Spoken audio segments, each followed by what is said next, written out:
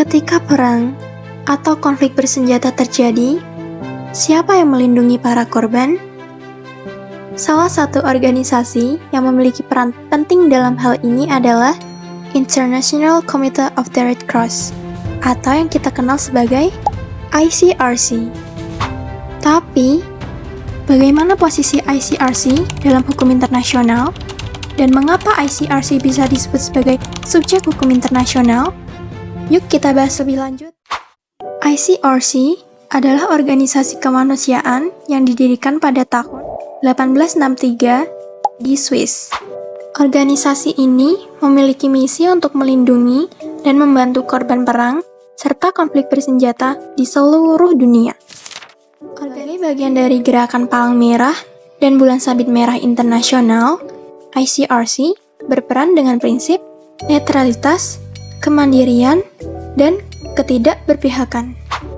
Berbeda dengan negara atau individu, ICRC tetap dianggap sebagai subjek hukum internasional karena memiliki dan juga kewajiban yang diakui dalam perjanjian internasional.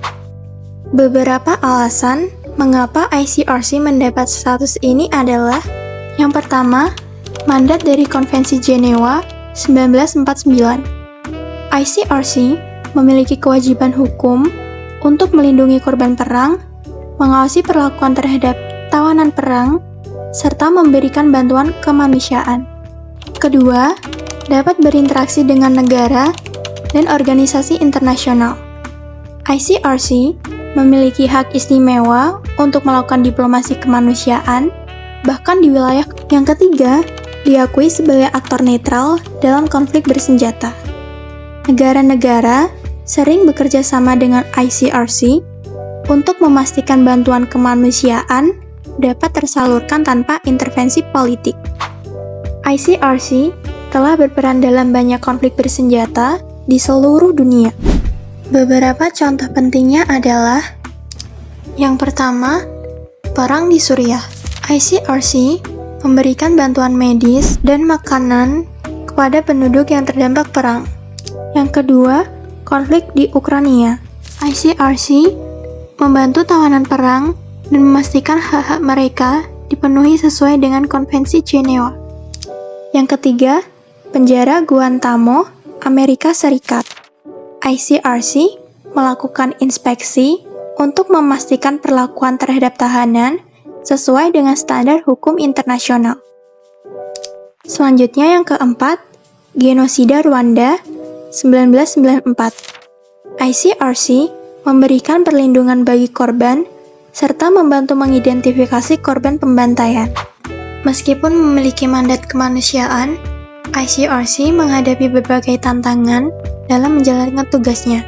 Di antaranya adalah: yang pertama, keterbatasan akses dalam konflik.